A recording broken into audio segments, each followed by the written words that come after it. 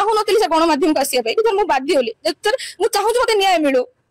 मु चाहूँ कि मते न्याय मिलू सेति मु गणमाध्यम को आसिली नले आसी नथि। नमस्कार सांग माने मु मनोज स्वागत करछि मो YouTube चैनल को। तो ये किछि दिन हबो गोटे न्यूज बहुत वायरल रे चलीछि से होछि आम डिस्ट्रिक्ट रो किंतु मो कहिवार कथा जे जदि गोटे झियो को जेते बेले न्याय मागुथला सेते बेले तो तमे न्याय देई पारलनी हेले वर्तमान जो रास्ता अवरोध करचो आज समस्त को अटकाउचो